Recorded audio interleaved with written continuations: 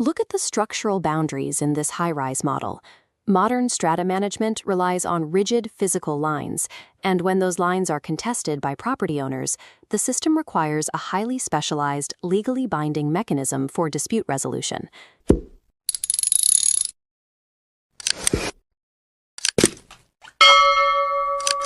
The limits of that resolution mechanism are determined by the statute shown here, Part 1, Regulation 2 of the Strata Management Tribunal Regulations 2015.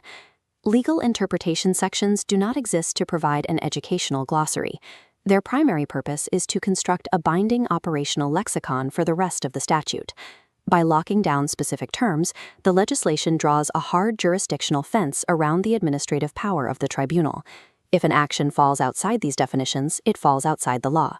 Regulation 2 defines exactly 6 terms: Act, Register, Assistant Secretary, President, Secretary, and Tribunal. These are the mechanical components of this legal engine. Reading this text requires identifying the axioms that both restrict and empower every subsequent action the tribunal takes. Before listing the terms, Regulation 2 opens with a specific condition. In these regulations, unless the context otherwise requires. This phrase is a standard tool in statutory drafting. It instructs the reader to apply the provided definitions by default, while legally permitting exceptions. It acts as a safety valve. If a subsequent regulation introduces an administrative anomaly where the strict application of a defined term would break the logical intent of the law, this clause allows a court or adjudicator to adjust the interpretation to fit the new context. For our analysis, we will map each definition exactly as it is written, assuming a standard operational context without anomalies. The definitions establish a framework, yet the drafters deliberately engineered this contextual flexibility into the foundation. This ensures the tribunal can continue functioning across varied administrative scenarios without requiring constant statutory amendments.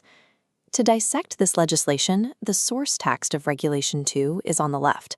On the right, an empty grid. The text begins with Act, the Strata Management Act 2013.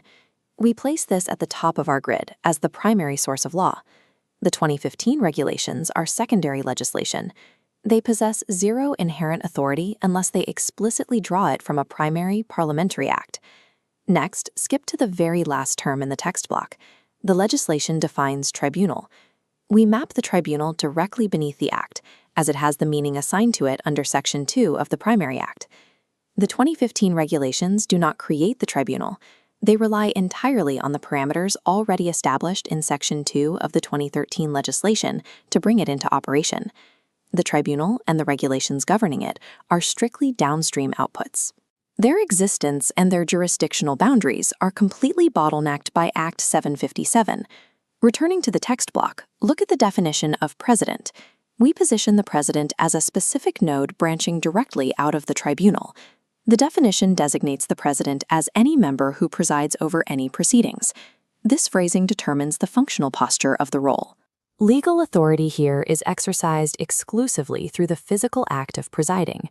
Then comes the critical constraint, in respect of any claim brought before the tribunal. The authority of the president is entirely conditional. It remains dormant and cannot be utilized until legally activated by a claimant physically bringing a dispute before the institution. Moving to the administrative layer, look at the definitions for secretary and assistant secretary. On the blueprint, the secretary sits parallel to the president, appointed under Section 104 of the Act, drawing their mandates straight from the primary legislation. The definition of secretary ends with a vital legal clause and includes an assistant secretary.